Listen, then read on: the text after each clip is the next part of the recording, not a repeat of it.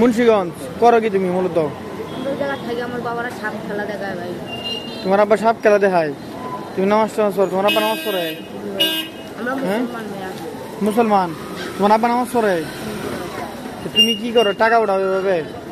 এইভাবে টাকা উঠাও? খালার কাছে থাকি ভাই, সৎ মাত্র ভাই, খালার কাছে থেকে আইসা ভাই। খালার কাছে দেখো, তোমার আম্মা কি হয়েছে, মারা গেছে? না, আরেক জায়গা ভাগিয়ে গেছে গা ভাইয়া। তোমার আব্বা কি শরীর আব্বা? এলে যে তোমার আব্বা এলে কি আসল? কেন যেন সাপে খেলা দেখা উনি? এখানে থাকে না, অন্য জায়গায় থাকে ভাইয়া। তুমি এই জায়গায় থাকো? আমি খালার কাছে থাকি ভাইয়া। কয়জন? আমরা অনেক মানুষ থাকি ভাইয়া।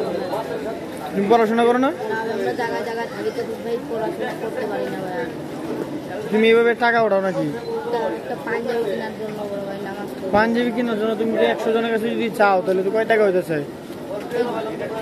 কেউ দেয় না ভাইয়া।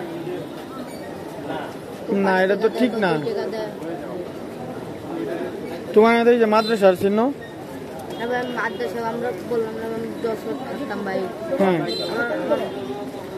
খালু সেতেন গ্রামে যাওনি সাপলিয়া, এক ভাই দিছিল নামাজ পড়ে মেয়েরা পিন্দা। তোমার দাদি কেমন হচ্ছে? তুমি মাদ্রাসায় পড়ো? না ভাই, আমরা মাদ্রাসা পড়ি না ভাই। হ্যাঁ, মাদ্রাসা সত্যি? যদি প্রমাণ করতে মাদ্রাসায় পড়ো তাহলে?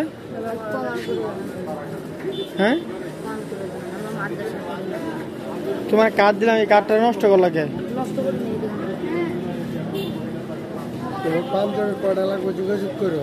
তুমি আমার সাথে যোগাযোগ করো, তোমার পাঞ্জাবি দাম, তুমি কালকে কল দিবো আমার, ঠিক আছে? তোমার জন্য পাঞ্জাবি নিয়ে আসলাম।